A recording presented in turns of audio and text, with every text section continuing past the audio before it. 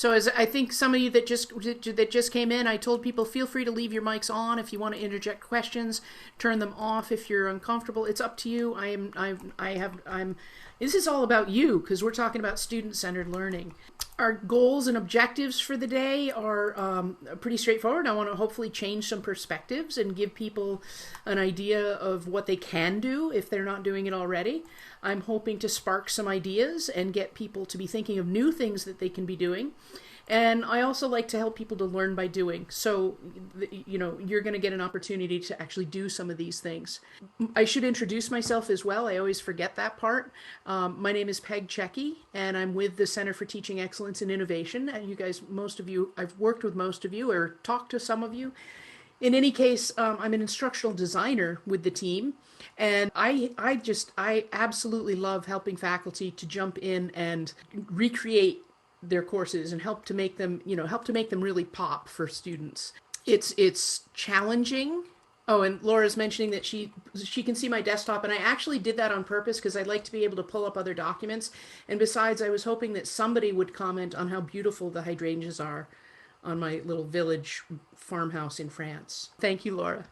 So again, my goal is to actually jump in and help faculty make things fresh and exciting and new. And I just love teaching, and I love to help people to be the best teachers they can be. With that, we have about 11 participants. I'm going to immediately center this on the participants and ask you, what are your potential objectives from the session? What do you want to learn from it? And I'll wait for people to raise their hands, and I'll just wait a minute, and then I'm going to start calling on people.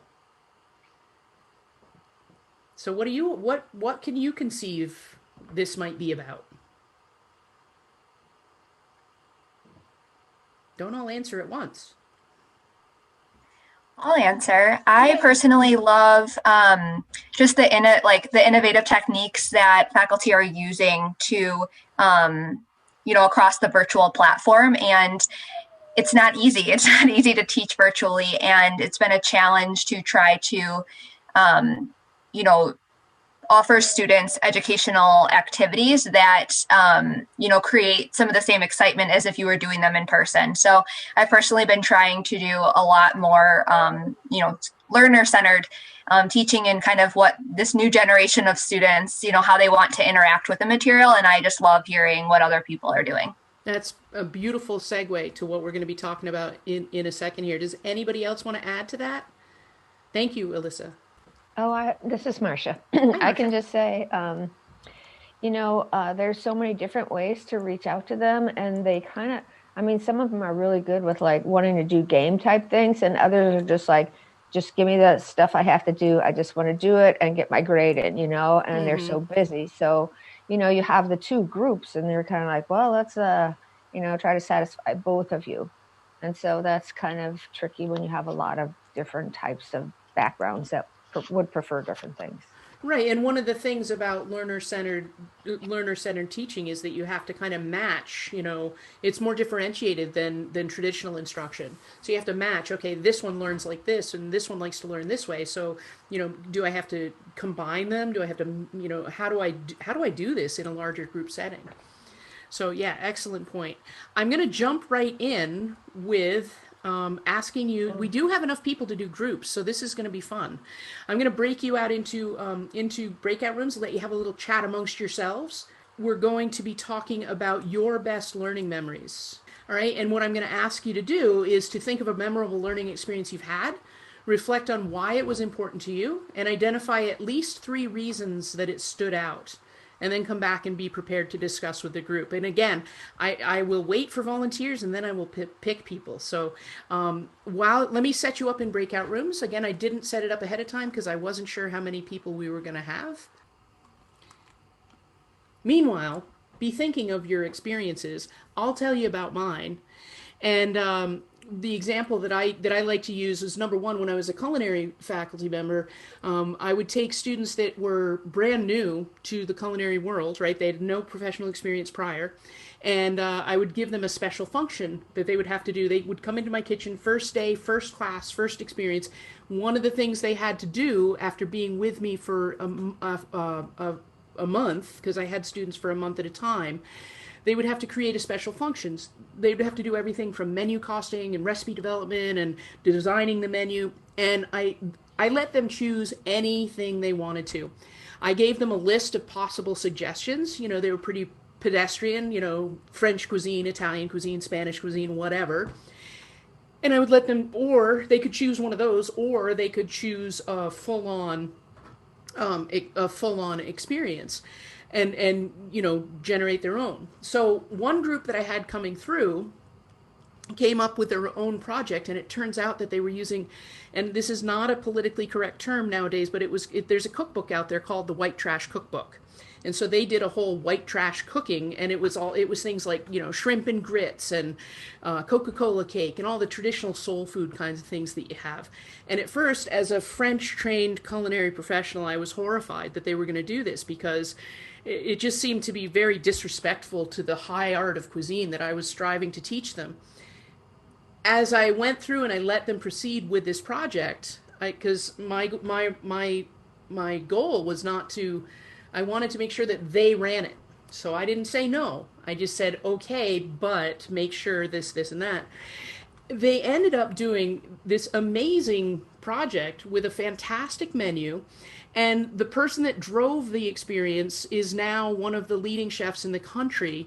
And she's the executive chef at the Inn at Blackberry Farms. I'm not sure if you're familiar with that or not, but it's a really, really beautiful resort with, you know, some really innovative cooking. So I share that because you can't ever let your own biases control your own need for control overshadow what the students have the potential to do.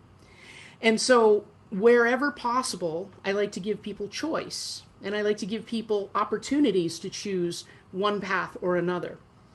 So given that I've talked through this little vignette for you, who wants to share, since we can't use breakout rooms at the moment, who would like to jump in and share their best learning moments?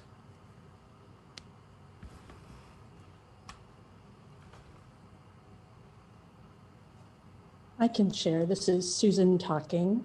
Hi, Susan. So I went back to school. I'm an MD, and I went back to school several years ago to get a master's in health professions education.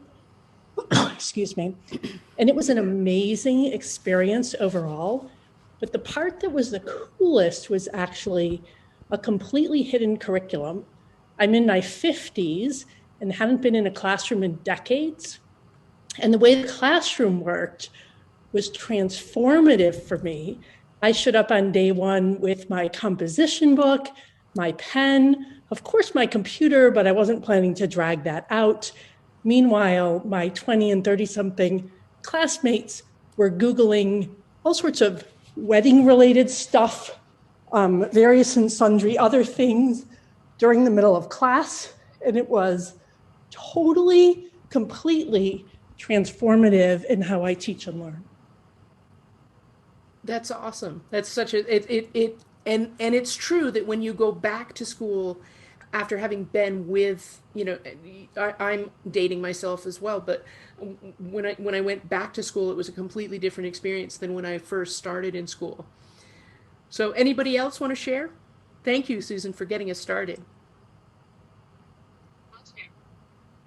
I think my learning moments is when I'm on the faculty of the medical laboratory science program. And so what we like to do with our students a couple of times a semester is we have these what's working, what's not working sessions with them.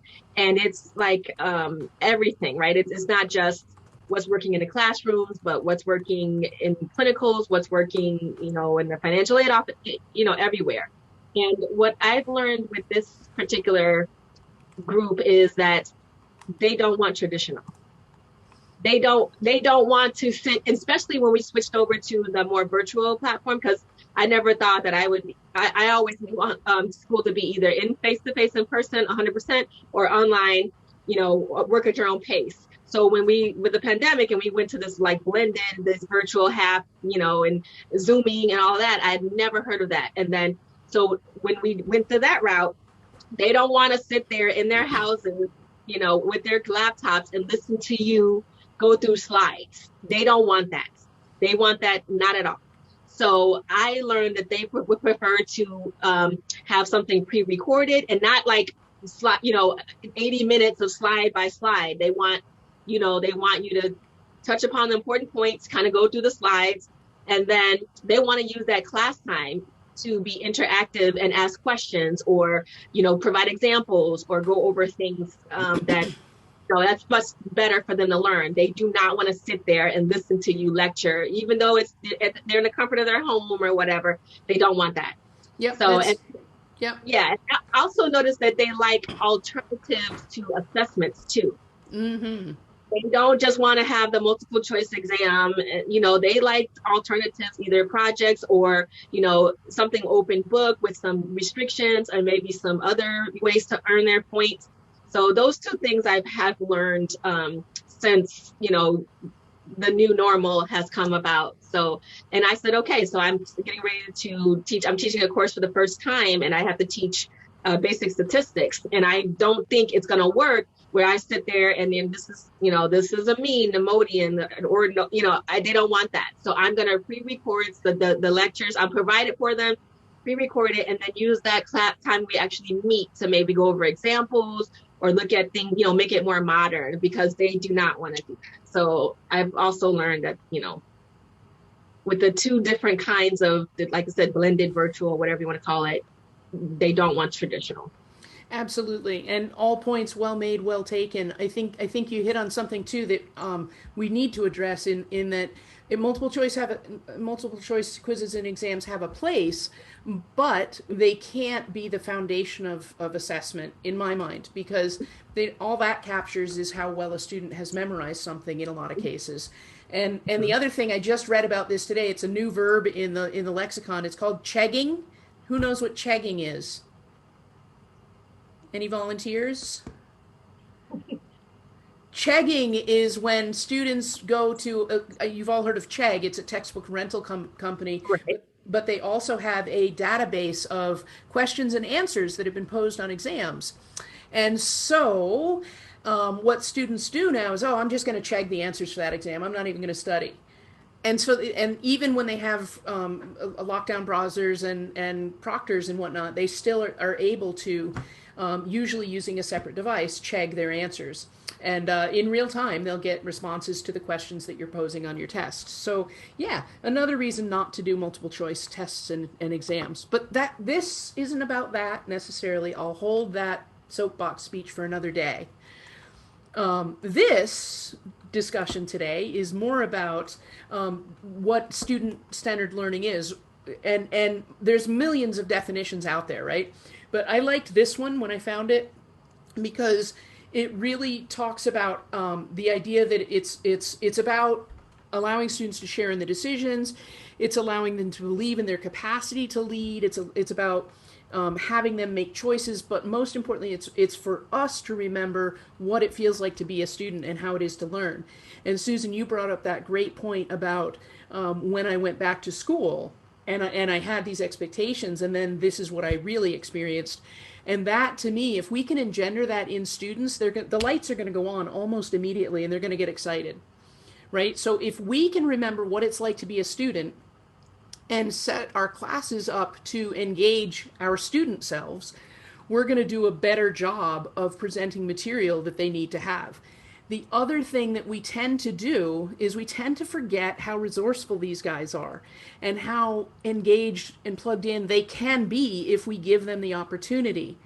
And so what we tend to do, we want to make sure that we cover the curriculum, and we're so mindful of the curriculum that we forget about the fact that most of what we cover in the curriculum, they're going to discover anyway as they go through these learning processes if we set them up well and if we do our assessments well.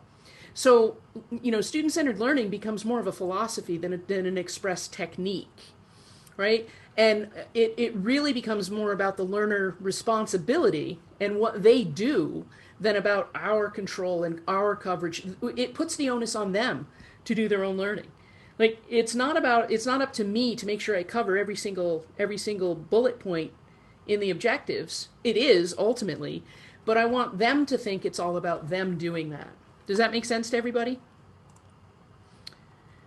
in that, we have to talk about you guys and how incredibly stressful it is for you to be doing this while you're trying to do everything else. Because let's face it, I just love this little diagram.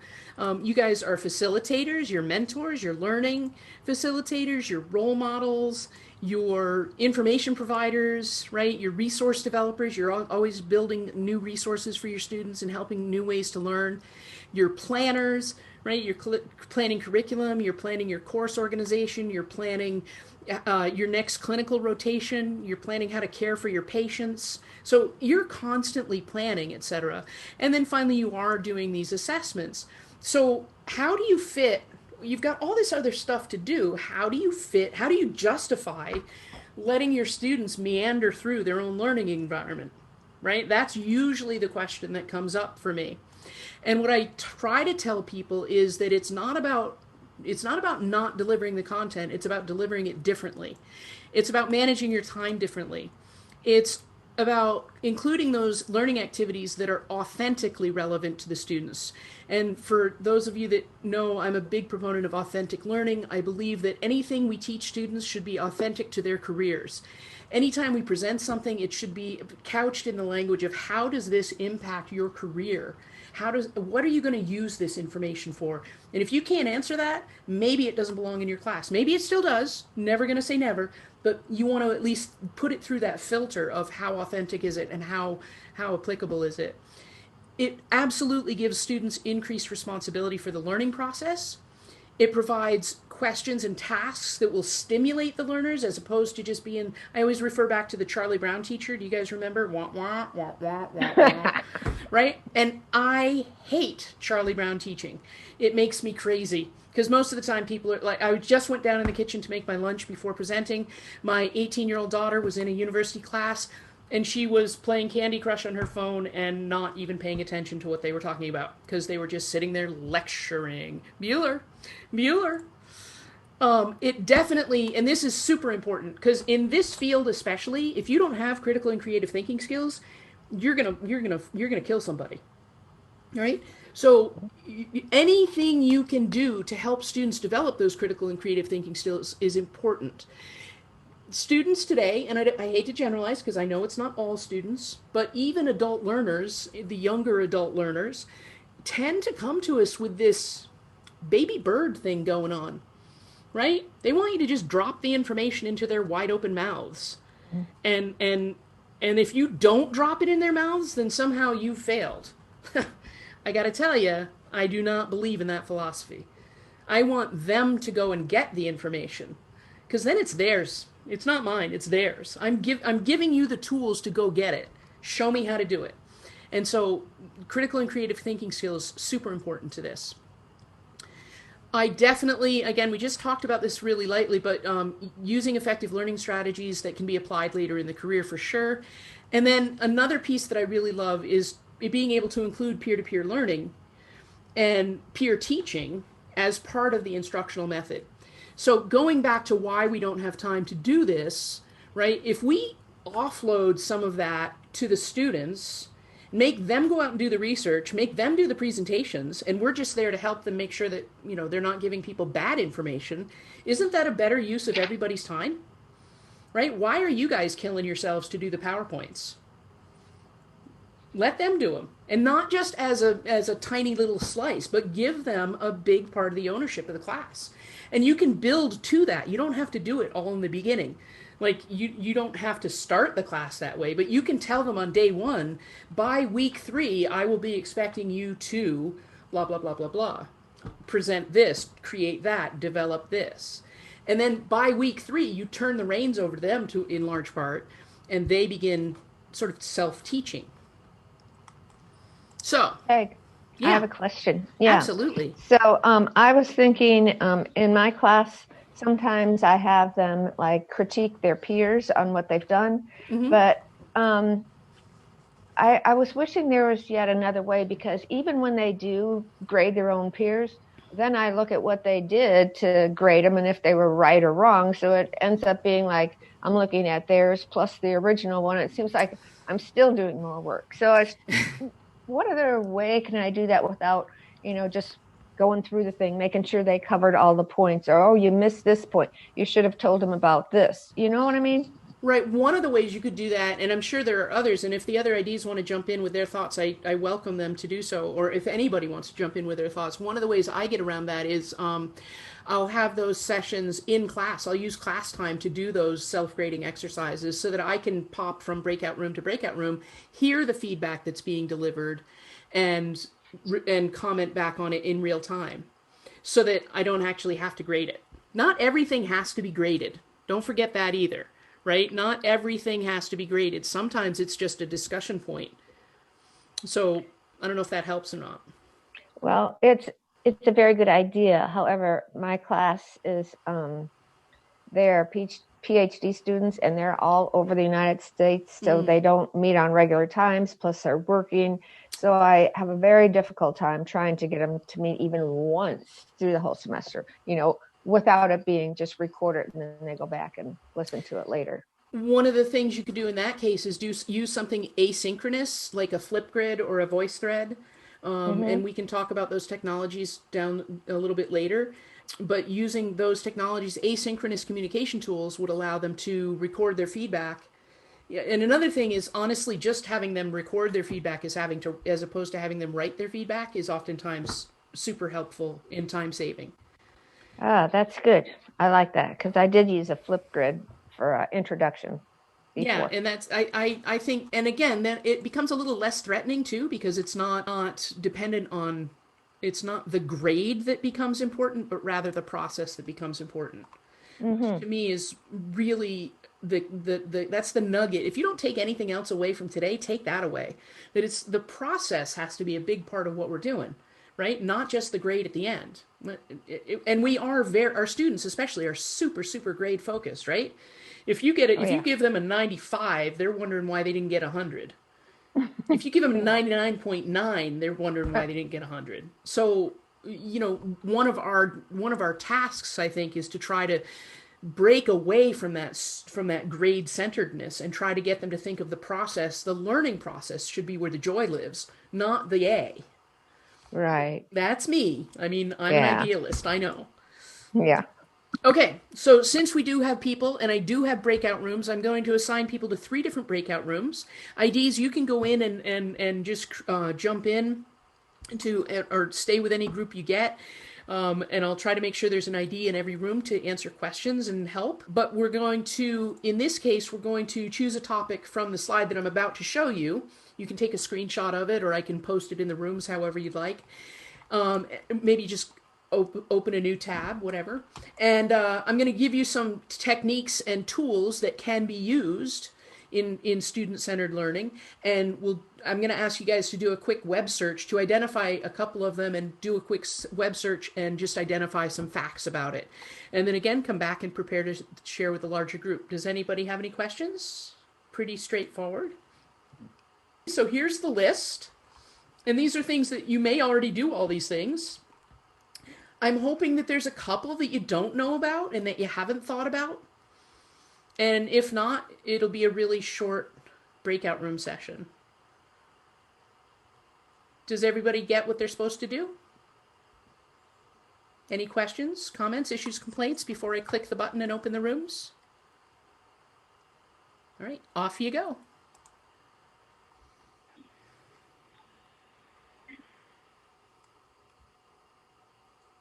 Okay, welcome back, everybody. How was the trip? We had fun. We went skiing. And it's a good day for it. Temperatures are finally moderating just a pinch. So group 1, that was Brandon, LaDonna, and Michelle. Who wants to share what you guys picked and what you guys discovered as you were investigating different techniques?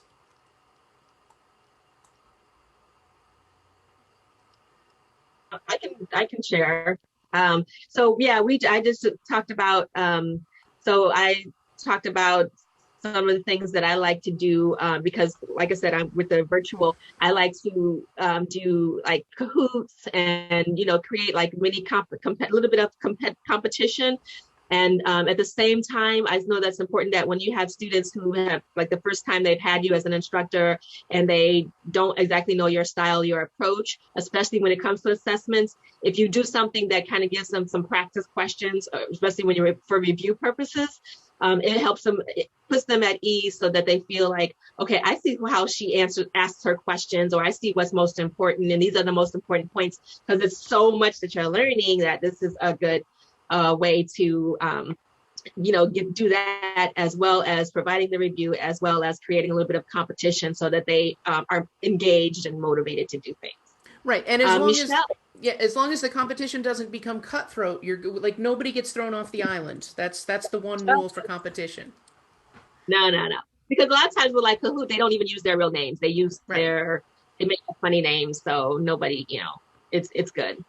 And then Michelle was talking about how she incorporated a muddiest point so that she's able to, it turns the discussions so that they can get a lot more out of it. And then I guess you leave, because I think that would be a great idea. So you figure out what they're most confused about, because like you don't want to focus on the stuff they know they're experts at. You want to focus on something that they have, where they're having the troubles, and that way that kind of turns the tables as well, so that they feel a little bit more secure with the information. So she was talking about the muddiest point, and that creates a discussion that probably would never have happened if she hadn't really pinpointed what they wanted to look at most.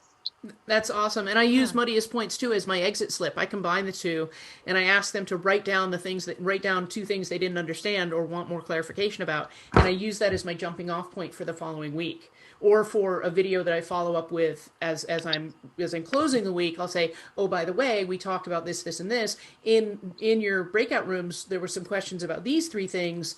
Here's some clarity for you as you go into the next chapter. And so it's a nice way, again, to weave a thread throughout the semester. That was excellent. Thank you so much. Room 2, Emily, Laura, and Marcia. I think I was responding with my mute on at the end. So Emily had the question originally. Emily, do you want to say what your question was, and then I'll answer when you can hear me? Yeah, my question is about the student assigned project and case, how to get them to critique each other, or especially participation. So that was my question. So some of the students always grading others 100%, no matter what you do. But then you hear complaints about people don't work on it. Yep, no, that's a really valid question. And I for me personally, I love the idea of building the rubrics for them. So I'll even take a class time and say, okay, guys, here's our project. This is what you're working on. How are we going to grade this thing? And spend a little bit of time saying, you're grading it. What do you think is important? And then you, as a faculty member, you can then say, well, yes, that's important, but isn't it more important to think about this? Or, that's really good. I hadn't even thought about that. Let's put that onto the rubric. And then that way, even the rubric becomes participatory for them. Now, oftentimes you don't have the time to do that, and I understand that. So in which case, just build a quick rubric and say, this is how I want you to address, and then remind them as they're evaluating that it's not helpful to give people 100. It's not helpful to give people, like, I hate to give hundreds to people, because then they get the idea that there's nothing in the world they can possibly improve on. So I like to start everybody off with a passing grade, but not a perfect grade. And grading is it's hard it's very subjective at times. And a lot of times students don't know how to do it. So that's another thing. If we ask them to do it, we kind of have to go over give them some guardrails so that they don't do what they're doing, which is just give everybody 100. Does that help? That's very helpful. Cool. Any other questions at this point?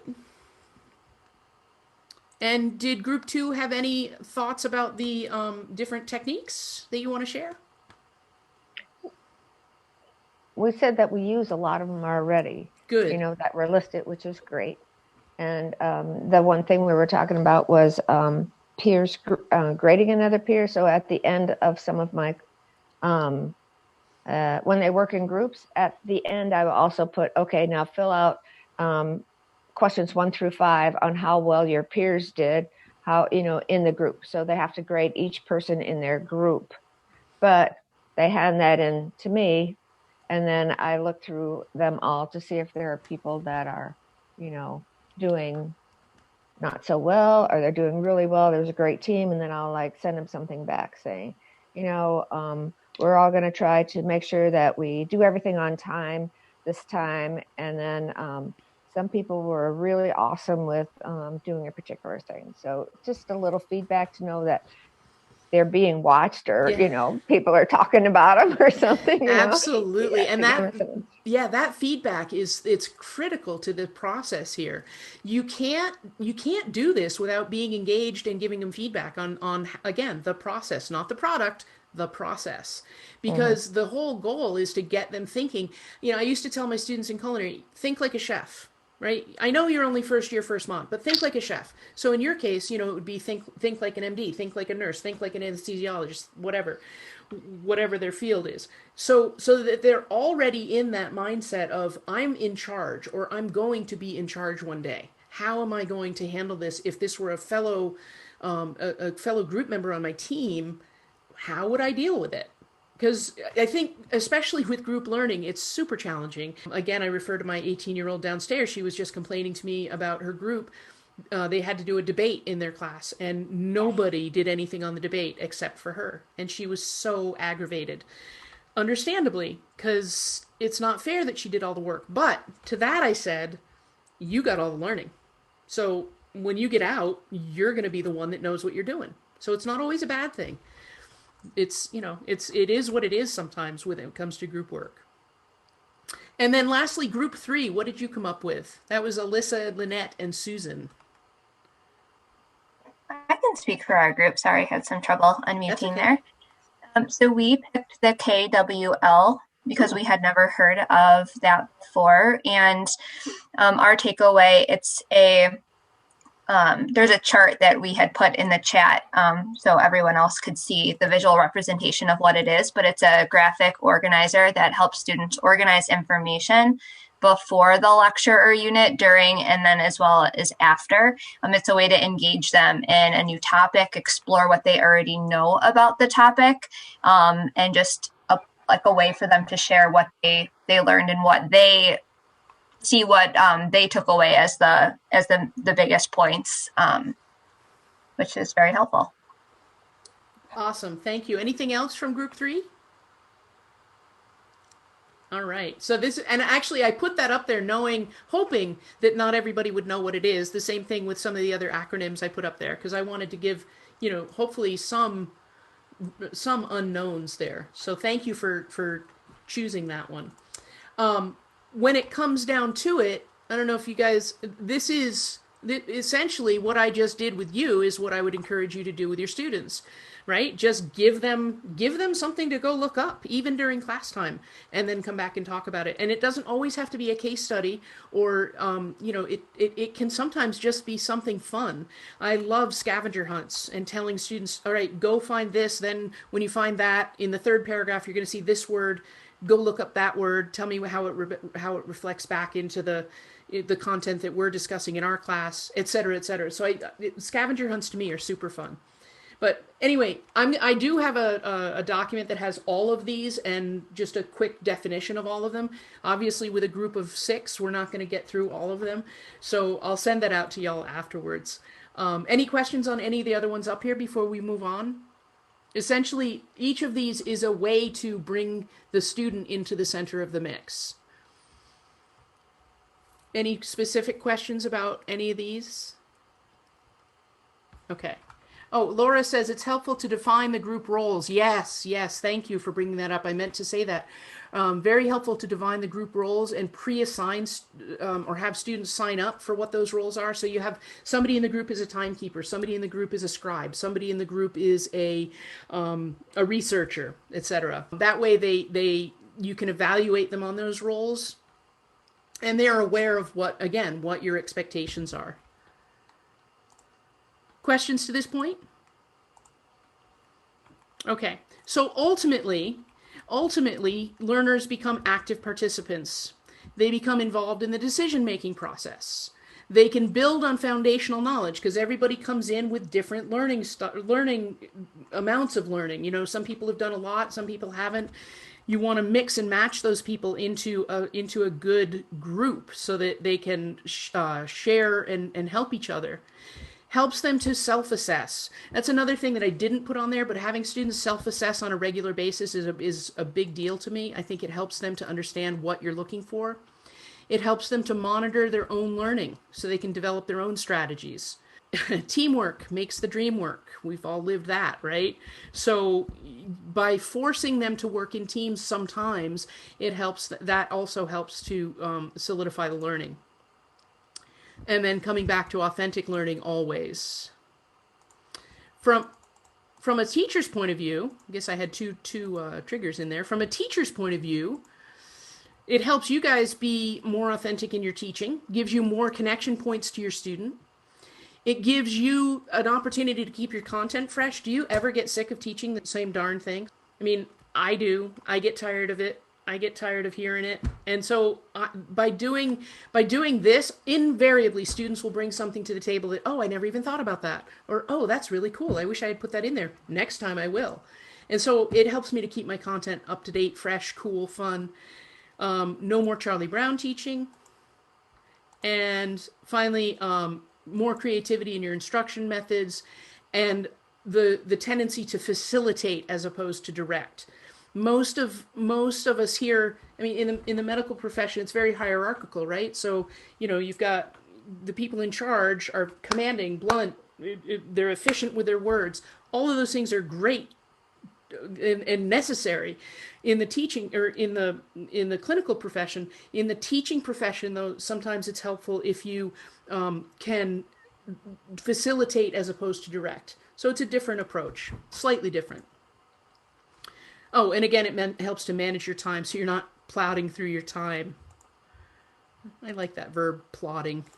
So I'm going to actually skip this group activity because I think you already have this down pretty well. But I did want to talk about what are the challenges to student-centered learning. So what, from your standpoint as,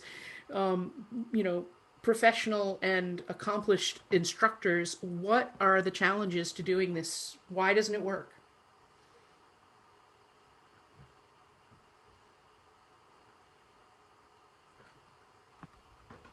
I think it's because a lot of teachers, especially ones that have been doing this a while, have a bit of a trouble letting go of that control.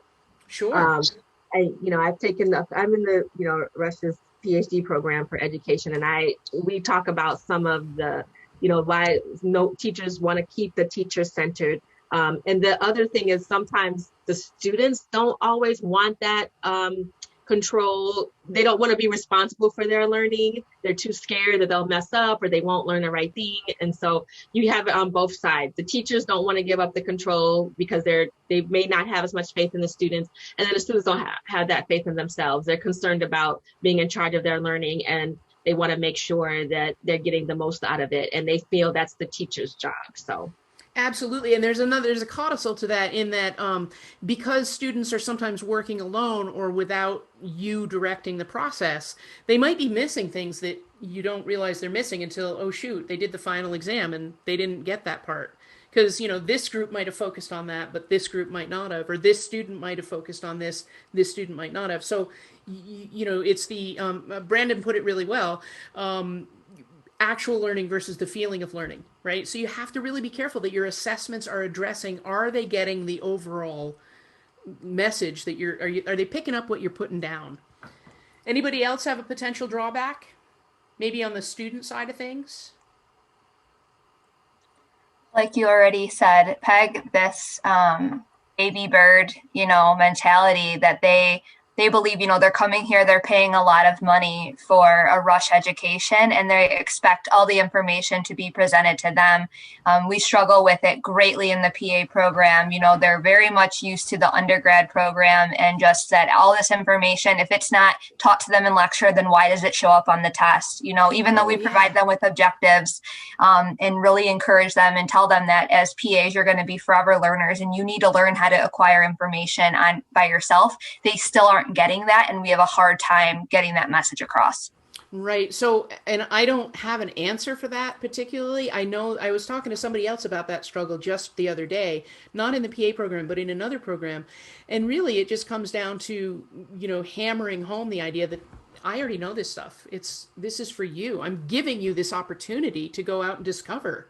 It's all in the presentation in a way, right? So it's marketing 101, right? You make them think that that's what they wanted all along anyway. And so, and that's its own set of challenges. Susan brought up another good challenge, that the strategy takes tremendous content expertise and range on the part of the teacher. And not everybody has that. I know when I was a beginning teacher, I sure didn't have it. I went in and that syllabus was the exact Bible that I followed. I did not stray from it. As I became more comfortable in my content, and as I knew that I was an accomplished teacher, and as I gained confidence, I did a lot more playing with my time, with my syllabus, with my content. Oftentimes we would start a lecture talking about, and again, culinary education, we would start a process talking about, the science of starches, and we would end up talking about, chowder. It's not life and death like you guys do, but it was important to me. But letting the students follow that path and going down those garden paths is important, as long as you can remember to bring it back to center before you close out for the day. And I think that's another area where teachers struggle too, is that I've sat in on a few lectures where people just sort of wander around and they deliver content, but there's no consistent, coherent thread throughout. And so you wonder what are their objectives? It's not objective driven, and it needs to be. Everything's got to come back to learning objectives. So ultimately, when I teach people, or when I ask people to think about student-centered learning, I'm asking them to weave a thread, to tell a story, to lead less, to facilitate more, and ultimately get their students to drive the bus. So we have about 8 minutes left. I'm hoping that we can carry on with some conversation. I wanted to leave a few minutes of conversation at the end. And then I also wanted to remind us of our learning objectives, because I like to close with, did we cover what we thought we were going to cover? So let me know in the chat or just by speaking out. And I also wanted to give you guys some references that I use to build this. And I'll send this out. It'll be part of the letter that I send out afterwards, the email that I send out afterwards. So, and Brandon's got a great tool here for us. Thank you, Brandon. I'll share this in a second. Did you want to speak to this tool, Brandon? I'll put it up on the screen for you. Well, I was just going to say, going with say everything is tied to the learning object. I think that's the major thing for, even with, unless you mentioned the PA, they like, well, wasn't on there, but just emphasizing, like when you put a reading up, mapping what objective that's tied to, an assignment, what objectives those are tied to, or, standards, so that they clearly see the relationship. And so this tool from University of Central Florida is really nice. It helps you to build a learning objective. So you just choose what learning domain or knowledge domain and the criteria and things. It's really, really nice. It's a free tool. I've shared it with other colleagues and they really liked it. So something I suggest, because that's, the start of it all, is to have good objectives and then to map everything to those objectives or outcomes. That's it. Thanks. Yeah, no, thank you. And I would also offer as a follow-up to that, I think we have a tendency to think we have to please all the people all the time. Right? And that's inherent on us because we are perfectionists and because we're really good teachers. And so we want everybody to like what we're doing.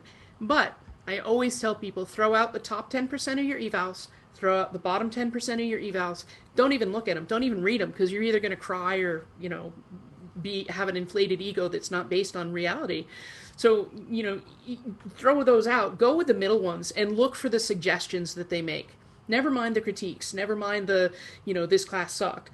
Go instead for, I like this class, but I wish that they could. And those are the ways that you're gonna be able to build and grow your course over the course of time. And finally, as you revise your course in preparation to the move to Canvas, because that's coming too, be thinking about, how can I make my class more student-centered? How can I make this more about them and less about me? What can I do to make it better? And that's my initial plug for our. That's what I haven't mentioned Canvas in any of my workshops yet, so it's exciting. It's coming. Any thoughts or questions before we close? 5 minutes to the hour. I was just going to say, this is Brandon, and briefly, I pasted a link to a journal article or study where students were surveyed, and even though they didn't like active learning, we talked about they wanted to be baby birds, they actually perform better on assessments when they use active learning. So just a short article for you to keep in the back of your mind, and maybe even share with your students. That's like eating your vegetables or taking the medication or whatever, doing the exercise that they don't like, but it's going to help save or enhance their lives. Well, and the same thing can be said for student-centered learning.